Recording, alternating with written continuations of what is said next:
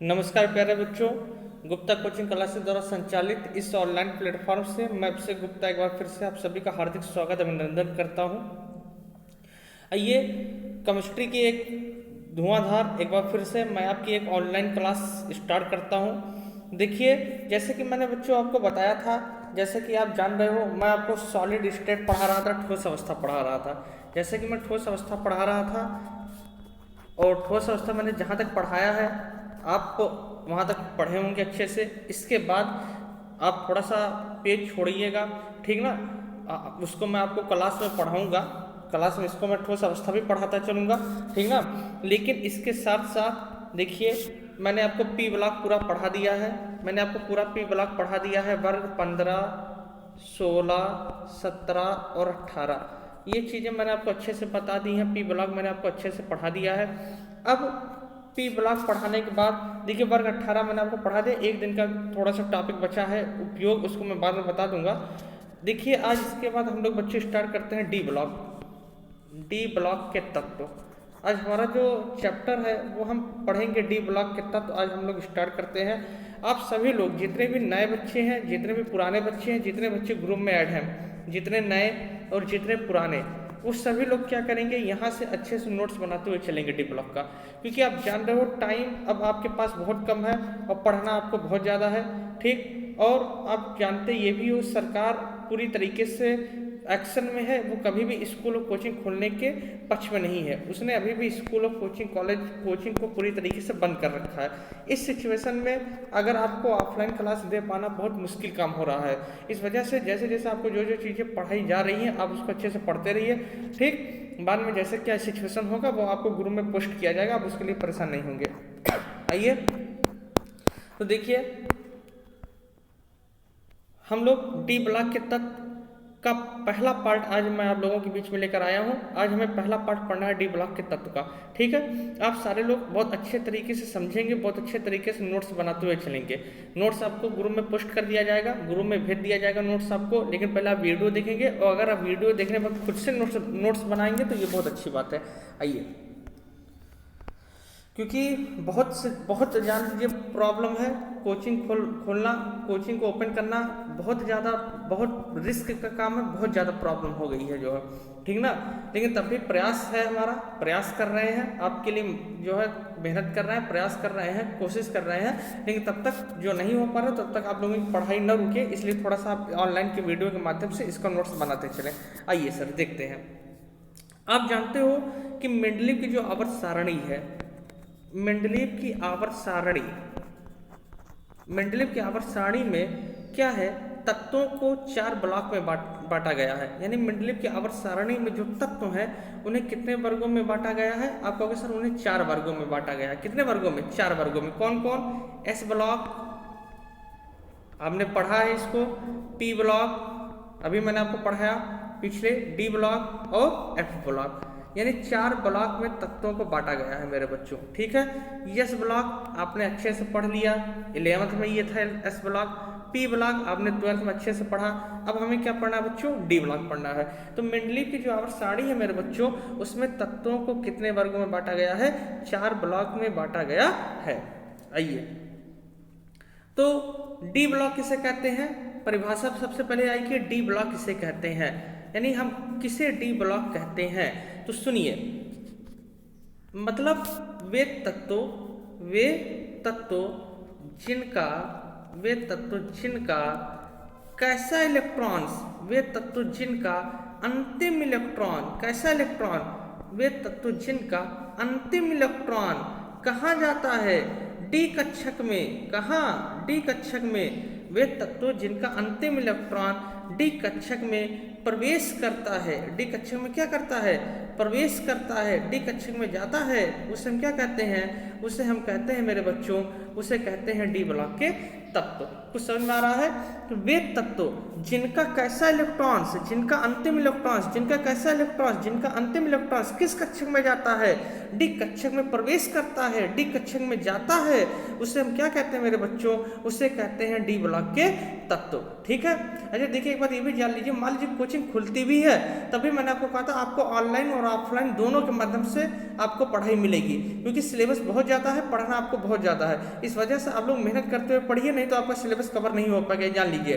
और हम पूरी तरीके से आपके लिए प्रयासरत है, आपके लिए हम धोखा नहीं कर सकते, आपके साथ हम धोखेबाजी नहीं करना चाहते। इस वजह से हम आपसे कह रहे हैं पढ़ लीजिए, बाकी आप जानो आपका काम जाने। और नए बच्चे जितने हैं वो सारे लोग नोट्स बनाएंगे, जो डी ब्लॉक से स्टार्ट किए हैं आप इसका भी नोट्स बनाते चलिए। जो क्लास में पढ़ाया जाएगा ठोस अवस्था, आप उसको भी पढ़िए। सारे लोग नए पुराने जितने लोग हैं सभी लोग पढ़े जो है, नहीं तो आप जानोगे आपका काम जानेगा। हम बार बार बता रहे हैं, आप अब सख्त हो रहा है हम आपके लिए भी, तो आप भी आप मेहनत कीजिए, नहीं तो बहुत मार खाओगे। चलिए, वे तत्व जिनका अंतिम इलेक्ट्रॉन किस कक्षक में जाता है? डी कक्षक में जाता है, उसे हम क्या कहते हैं? उसे हम डी ब्लॉक के तत्व कहते हैं। आइए, जैसे एग्जाम्पल की अगर मैं बात करूँ मेरे बच्चों, अगर मैं आपसे एग्जाम्पल की बात करूँ, जैसे स्कैंडियम 21 प्रमाण क्रमांक क्या 21, अब इलेक्ट्रॉन विन्यास करोगे आप कहोगे sir 1s2 2s2 2p6 3s2 3p6 4s2 और इसके बाद होगा 3d1। देखो इसको मैंने अलग से लिखा, 2 2 4 6 4 12 6 18 18 20 20 21 3d1। अब देखो ये अंतिम इलेक्ट्रॉन किस कक्षक में गया है? आप साफ साफ कहोगे सर अंतिम इलेक्ट्रॉन गया है डी कक्षक में, अंतिम इलेक्ट्रॉन गया है डी कक्षक में। तो ये क्या हो गया आपका? ये आपका हो गया डी ब्लॉक के तत्व। ठीक, उम्मीद करता हूँ आपको अच्छे से समझ में आ रहा होगा। डी ब्लॉक के तत्व डी ब्लॉक के तत्व यानी जिनका अंतिम इलेक्ट्रॉन किस कक्षक में जाता है? डी कक्षक में जाता है, उसे हम क्या कहते हैं? उन्हें हम डी ब्लॉक के तत्व कहते हैं। आइए, इतनी बातें समझ में आ गई। चलिए लिख लीजिए इसको, आप एग्जाम्पल के तौर पे लिख सकते हैं कि वे तत्व जिनका अंतिम इलेक्ट्रॉन डी कक्षक में जाता है, डी कक्षक में प्रवेश करता है, उन्हें हम डी ब्लॉक के तत्व कहते हैं। जैसे आप एग्जाम्पल लिख लीजिए, स्कैंडियम और 3d, ये अंतिम इलेक्ट्रॉन जा रहा है 3d1 में। आइए सर, उम्मीद करता हूँ आपको बातें समझ में आ रही होंगी। चलिए, मुझे लगा कि आपकी पढ़ाई फिर से नुकसान हो रही है, आप फिर 2-3 दिन आपका नुकसान हो रहा है, इसलिए मैं आपके बीच में लाइव आकर आपको क्लासेस दे रहा हूं जो है। बाकी अब आपके दिमाग में क्या क्रिएटिविटी है, आप क्या सोचते हैं, आप वो जाने जो है। आइए, क्योंकि बहुत बच्चे बहुत कुछ सोचते हैं जो है। चलिए, अब देखिए सर, एक क्वेश्चन आप लिखेंगे। क्वेश्चन ये है कि क्यों डी ब्लॉक को देखिए, आप ठोस अवस्था जहां हमने पढ़ाया है, आप करीब 5 से 6 पेज छोड़ दीजिएगा, 3 से 4 पेज कम से कम छोड़ दीजिएगा आप जो है, इसके बाद ही इसको लिखिएगा। क्यों डी ब्लॉक को संक्रमण तत्व कहते हैं? क्यों डी ब्लॉक को संक्रमण तत्व कहते हैं? संक्रमण तत्व कहते हैं। देखिए क्वेश्चन है, क्यों डी ब्लॉक को संक्रमण तत्व कहते हैं? आप लिखेंगे इसको कि क्यों डी ब्लॉक को संक्रमण तत्व कहते हैं। देखिए, डी ब्लॉक का एक नाम और है संक्रमण तत्व। जैसे मैंने आपको बताया था, नाइट्रोजन को निक्टोजन कहते हैं, याद कीजिए वर्ग 15 नाइट्रोजन याद कीजिए। मैंने आपको बताया था नाइट्रोजन परिवार को निक्टोजन कहते हैं, याद है ना। ऐसे ही कि क्यों डी ब्लॉक को संक्रमण तत्व कहते हैं, क्या कारण है कि डी ब्लॉक को संक्रमण तत्व कहा जाता है। ठीक है, आइए क्वेश्चन लिख लिए ना। चलिए देखते हैं अब, और नोट्स आपको मिलेगा, लेकिन अगर आप खुद से नोट्स बनाएंगे तो ये आपके लिए भी बहुत अच्छा रहेगा। चलिए बच्चों, देखो ये यस ब्लॉक के तत्व इधर रहेंगे आपके, और इधर आपके रहेंगे पी ब्लॉक के तत्व। किस ब्लॉक के तत्व? पी ब्लॉक के तत्व। पी ब्लॉक मतलब नाइट्रोजन हो गया, नाइट्रोजन वर्ग, ऑक्सीजन वर्ग, पढ़ाया है ना सब अच्छे से, हाइड्रोजन वर्ग, वर्ग 17 के वर्ग। और बीच में आपके रहेंगे मेरे बच्चों, बीच में रहेंगे डी ब्लॉक। बीच में कौन से वर्ग रहेंगे मेरे बच्चों? D block. बीच में रहेंगे कौन से वर्ग? D block. ठीक, अब देखो ये जो डी ब्लॉक है बच्चों, डी ब्लॉक के जो तत्व रहेंगे वो यस ब्लॉक और पी ब्लॉक के बीच में रहते हैं। यस ब्लॉक और पी ब्लॉक के कहाँ रहते हैं? देखो बीच में है कि नहीं, आप देखो ये दोनों के बीच में दिख रहा है कि नहीं दिख रहा है। जैसे यस ब्लॉक के तत्व हम लेते हैं, जैसे मान लीजिए यस ब्लॉक के मैं तत्व ले लूँ, जैसे हाइड्रोजन, हीलियम, नियॉन, हाइड्रोजन, इसके बाद मान लीजिए आपका हो गया लिथियम, ठीक है, इसके बाद मान लीजिए हो गया सोडियम, हाइड्रोजन, लिथियम, सोडियम, ये सारी चीज़ें। इसके बाद पी ब्लॉक का मान लीजिए मैं ले लेता हूँ, जैसे मान लीजिए हो गया आपका नाइट्रोजन हो गया, मान लीजिए ऑक्सीजन वर्ग हो गया, मान लीजिए सल्फर हो गया, ये सब, ये एस ब्लॉक, ये पी ब्लॉक। अब डी ब्लॉक में आपके कौन कौन आएंगे? डी ब्लॉक में जैसे मान लीजिए डी ब्लॉक मैंने स्कैंडियम ले लिया, अभी मैंने जो लिया था आपका, ठीक है, और बहुत सारी चीज़ें हैं, कॉपर ले लीजिए, क्रोमियम ले लीजिए, ये सब आपके डी ब्लॉक के तत्व हैं। तो देखिए ये जो डी ब्लॉक है ये एस ब्लॉक और पी ब्लॉक के कहाँ रखे गए हैं? बीच में रखे गए हैं, मध्य में रखे गए हैं। इस वजह से इन्हें हम क्या कहते हैं? इस वजह से इन्हें हम संक्रमण तत्व कहते हैं। कुछ समझ में आ रहा है? आप क्या कहेंगे? आप आंसर क्या बताओगे? क्यों डी ब्लॉक को संक्रमण तत्व कहा जाता है? क्यों डी ब्लॉक को संक्रमण तत्व कहते हैं? आप क्या बताओगे? क्योंकि ये एस ब्लॉक और पी ब्लॉक के बीच में रखे गए हैं, क्योंकि ये एस ब्लॉक और पी ब्लॉक के बीच में रखे गए हैं। समझ में आया? क्योंकि डी ब्लॉक के जो तत्व होते हैं वो एस ब्लॉक और पी ब्लॉक के बीच में रखे गए हैं, इस वजह से इन्हें हम संक्रमण तत्व कहते हैं। उम्मीद करता हूँ आपको मेरी बातें समझ में आ रही होंगी। देखो मैंने पूरा सेम टू सेम आपको बता दिया। इधर रहेगा आपका एस ब्लॉक, इधर रहेगा आपका एस ब्लॉक, इधर रहेगा आपका पी ब्लॉक, और बीच में आपके रहेंगे डी ब्लॉक, बीच में आपके रहेंगे डी ब्लॉक। ठीक, तो ये क्या है? ये एस ब्लॉक और पी ब्लॉक, यानी जो डी ब्लॉक है वो एस ब्लॉक और पी ब्लॉक के बीच में रखे गए हैं, मध्य में रखे गए हैं। इस वजह से हम क्या कहते हैं? इस वजह से हम संक्रमण तत्व कहते हैं।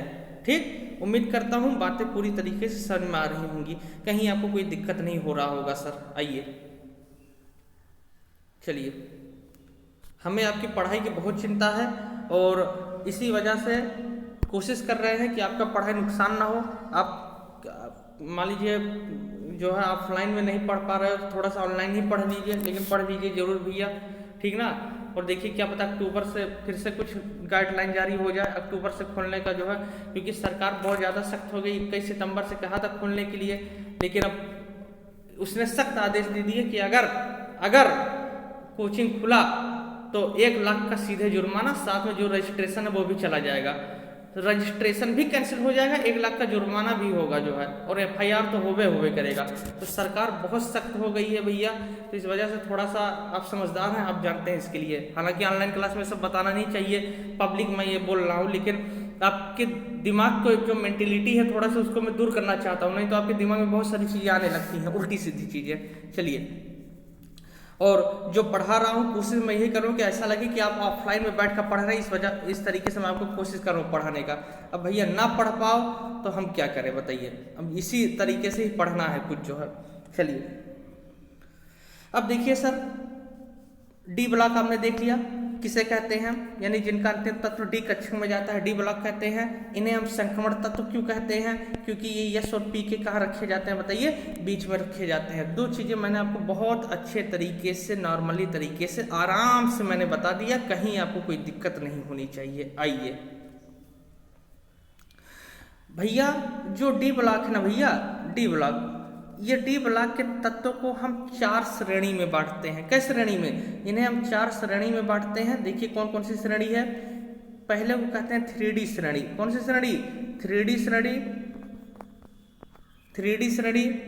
दूसरे को कहते हैं 4D श्रेणी, 4D श्रेणी। पांचवें को कहते हैं 5D श्रेणी, और छठे को कहते हैं 6D श्रेणी। कौन सी श्रेणी? 6D श्रेणी। यानी डी ब्लॉक को हम कितने श्रेणी में बांटते हैं? डी ब्लॉक को हम 4 श्रेणियों में बांटते हैं, 3D, 4D, 5D और 6D श्रेणी। आप लिखेंगे डी ब्लॉक के तत्वों को 4 श्रेणियों में बांटा जाता है। डी ब्लॉक के तत्वों को 4 श्रेणियों में बांटा जाता है। 4 श्रेणियों में बांटा जाता है, जो कि निम्नवत है। तो भैया कौन कौन श्रेणी बताइए? बहुत आराम से पढ़िए, बहुत प्रेम से हम आपको पढ़ा रहे हैं, बहुत सरल तरीकों से। 3D श्रेणी, 4D श्रेणी, 5D श्रेणी और 6D श्रेणी। 3D श्रेणी, 4D श्रेणी, 5D श्रेणी और 6D श्रेणी। चलिए, तो अब पहले हेडिंग करेंगे आप लोग कौन सी श्रेणी? 3D श्रेणी। 3D श्रेणी, 3D श्रेणी इंग्लिश में कहते हैं 3D सीरीज। 3D सीरीज, चलिए 3D सीरीज, 3D श्रेणी, 3D श्रेणी। जितने भी नए बच्चे हैं, जितने भी नए लोग हैं, जितने नए बच्चे इस समय ग्रुप में जुड़े हैं जो देख रहे हैं, इसको ध्यान से सुन ले। नए बच्चे, ठोस अवस्था पहला चैप्टर आप जहाँ से पढ़े हो वहाँ तक पढ़ते रहिए, वहाँ से उसका आगे मैं पढ़ाऊंगा।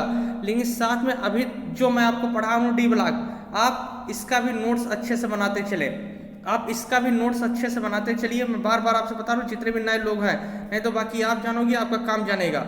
फिर मत कहिएगा सर जी सिलेबस नहीं खत्म हो रहा है, फिर मत कहिएगा, फिर क्लेम मत कीजिएगा। बाकी आप जानो, आपका काम जाने। चलिए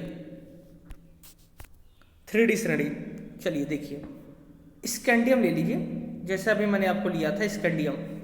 आपने देखा होगा इसका इलेक्ट्रॉनिक विन्यास 1s2 2s2 2p6 3s2 3p6 4s1 4s2 और 3d1।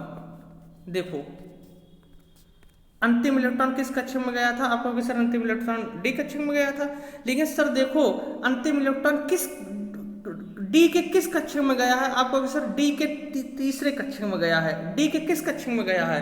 तो आप कहोगे सर अंतिम इलेक्ट्रॉन डी के तीसरे कक्षक में गया है। तो यानी कि वे तत्व, ऐसे तत्व जिनका अंतिम इलेक्ट्रॉन 3D कक्षक में प्रवेश करता है। अब वहां पे डी कक्षक नहीं कहेंगे क्योंकि 3D आप पढ़ रहे हो, यानी कि वे तत्व जिनका अंतिम इलेक्ट्रॉन 3D कक्षक में प्रवेश करता है उसे हम 3D श्रेणी कहते हैं। उसे हम क्या कहते हैं बताइए?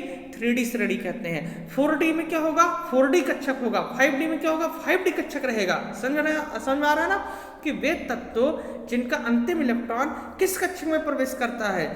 3D कक्षक में प्रवेश करता है। 3D कक्षक में प्रवेश करता है उसे हम क्या कहते हैं? उसे हम कहते हैं 3D श्रेणी। उसे हम क्या कहते हैं? 3D श्रेणी। लिख लीजिए, लिखिए वे तत्व जिनका अंतिम इलेक्ट्रॉन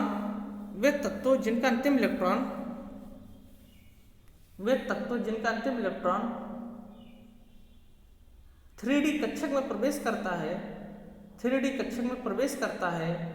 वे तत्व जिनका अंतिम इलेक्ट्रॉन 3D कक्षक में प्रवेश करता है,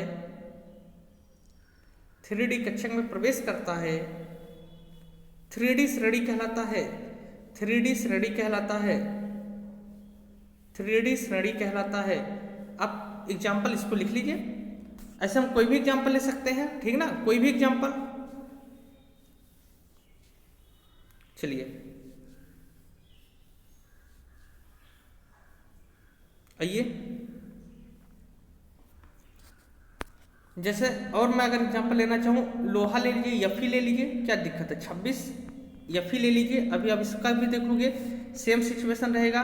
1s2 2s2 2p6 3s2 3p6 4s2 और 3d6। अंतिम इलेक्ट्रॉन किस कक्षक में? आपका सर अंतिम इलेक्ट्रॉन 3D कक्षक में। अंतिम इलेक्ट्रॉन किस कक्षक में? आपका सर अंतिम इलेक्ट्रॉन 3D कक्षक में। क्या हो गया सर? ये हो गया आपका 3D श्रेणी। कौन सी श्रेणी? 3D श्रेणी। ठीक, कहीं कोई दिक्कत नहीं होनी चाहिए। बहुत प्यारे बातें हैं, बहुत अच्छी बातें हैं, आप तुरंत समझ में आ रहा होगा आपको। और देखिए अगर माइंड में यही बहाना बनाकर चलोगे कि नहीं ऑनलाइन हमको समझे नहीं आता, तो जिंदगी में नहीं समझ में आएगा। और थोड़ा सा अगर ये मान के चलोगे हाँ थोड़ी सी समझ में बातें आ रही है, तो समझ में आएगी भी बातें जो है। चलिए और देखिए जो लोग फीस मान लीजिए दे दिए हैं हमको, जैसे जो फीस जिनका एडवांस जमा हो गया है, ठीक ना, जिन्होंने एडवांस फीस जमा कर दिया है वो ये मानकर चलेंगे जितना दिन मैंने आपको पढ़ाया वो सब फ्री में है। अक्टूबर से जैसे मान लीजिए कुछ होता है, अक्टूबर से जैसे कोचिंग खुलेगी तो आपकी फीस वहाँ से ऐड कर ली जाएगी। आपकी फीस वहाँ से, एडमिशन आपका वहाँ से माना जाएगा। अभी तक जितना हमने पढ़ा वो सब फ्री क्लास था, ठीक है ना। अभी तक हमने जो चीज़ें पढ़ी वो सब फ्री क्लास थी, उसके लिए आप परेशान नहीं होंगे। ठीक, अभी तक आपने जो पढ़ा वो सब फ्री क्लास है, और जितना आपने पहला का फीस दिया है वो सब फ्री क्लास में ऐड कर लेते हैं हम, वो सब फ्री क्लास है। अब अक्टूबर से जैसे मान लीजिए कुछ होता है, जैसे सिचुएशन आती है, जैसे कुछ आता है, तब इसके बाद से जो है आपकी फीस वहाँ से ऐड कर ली जाएगी। आप परेशान मत होइए उसके लिए। आइए अगला है आपका 4D श्रेणी। अगला है आपका 4D श्रेणी।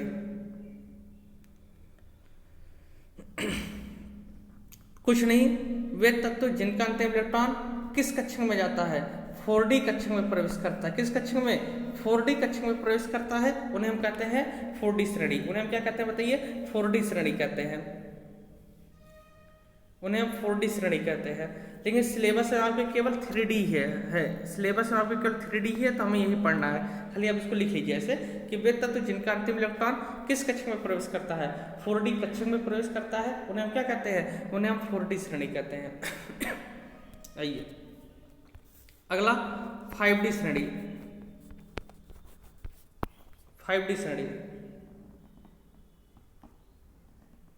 मतलब वे तत्व जिनका अंतिम इलेक्ट्रॉन 5D कक्षक में प्रवेश करता है, 5D कक्षक में प्रवेश करता है, उसे हम 5D श्रेणी कहते हैं। वे तत्व जिनका अंतिम इलेक्ट्रॉन 5D कक्षक में प्रवेश करता है, उन्हें हम 5D श्रेणी कहते हैं। उन्हें हम 5D श्रेणी कहते हैं। अब इसके एग्जाम्पल में मत जाइएगा, क्योंकि ना तो इतना लंबा, जैसे परमाणु क्रमांक 5D श्रेणी में जैसे मान लीजिए परमाणु क्रमांक 57 का रहेगा, लैंथेनियम। अब 57 का कौन इतना इलेक्ट्रॉन विन्यास करेगा और कौन बताएगा कि किस कक्षक में जा रहा है? बस खाली आप परिभाषा जान लीजिए, डिफिनेशन जान लीजिए। चलिए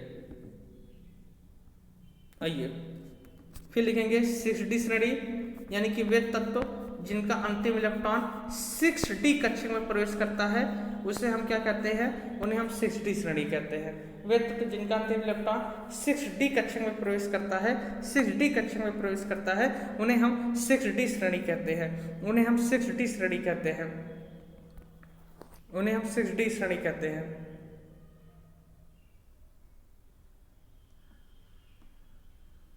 बहुत बच्चे ऐसे थे जो जब मार्च में कोचिंग हमारी क्लोज हुई थी, मार्च में जब हमने अपना ऑफलाइन कोचिंग बंद किया था, तो बहुत सारे बच्चों ने एडवांस फीस हमको दे दिया है, ठीक ना। बहुत सारे बच्चों ने एडवांस फीस, जैसे आलोक गौड़ हुए, प्रतीक दुबे, ये सारे लोगों ने जो है फीस दे दिया था। तो इन लोगों का फीस जो है हमने ऐड कर दिया है इस महीने में, यानी अगले में जब भी कोचिंग खुलेगा तब उसमें मैंने ऐड कर दिया है। तो ऐसे ही आप लोग भी जिनके भी फीस जमा है, उन सबकी जो फीस है वो अगले महीने में ऐड कर ली जाएगी, ठीक ना। आप परेशान फीस के लिए नहीं होंगे कि सर हमारा फीस कहीं चला जाएगा, कि हमारा फीस कहीं बर्बाद हो जाएगा। आप इसके लिए परेशान नहीं होंगे। जो है मैं बार बार आपसे कह रहा हूँ, आपके साथ धोखा नहीं करेंगे, ना आपकी फीस कहीं लेकर जाएंगे, ठीक ना। आप इसके लिए परेशान नहीं होंगे। जो है हाँ, हमने किया जो है फीस मैंने एडवांस लिया आपसे, लेकिन क्या किया जाए, सिचुएशन ऐसी बनी जो है कि मजबूरन हमें कुछ करना नहीं, मजबूरन। अब आप समझ रहे हैं, अब इससे ज़्यादा हम नहीं आपसे बताएंगे, जो है इतना ज़्यादा हम शेयर नहीं करेंगे पब्लिक वीडियो में, जो है। लेकिन आप ये बातें हमारी समझ रहे हैं, तो आप फीस के लिए परेशान नहीं होंगे। फीस जितना आपकी जमा है, जैसे किस डेट से आपकी कोचिंग खुलेगी, मान लीजिए अगर कोचिंग 1 अक्टूबर से खुलती है, तो आपका फीस 1 अक्टूबर से ऐड किया जाएगा। आपकी फीस 1 अक्टूबर से ऐड किया जाएगा, जान लीजिए आप, जो है ठीक ना।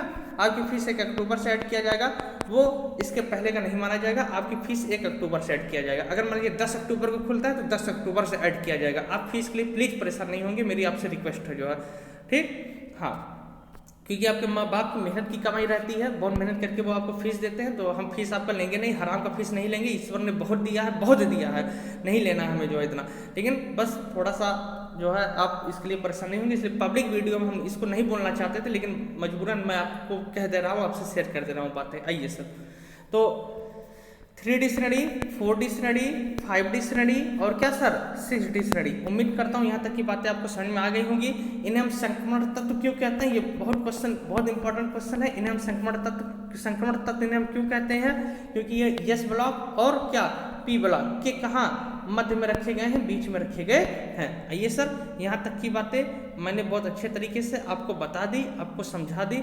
अब उम्मीद करता हूँ यहाँ तक आपको कोई दिक्कत नहीं हुआ होगा। चलिए आज एक छोटी क्लास में आपके लिए ही रखता हूँ, ठीक ना।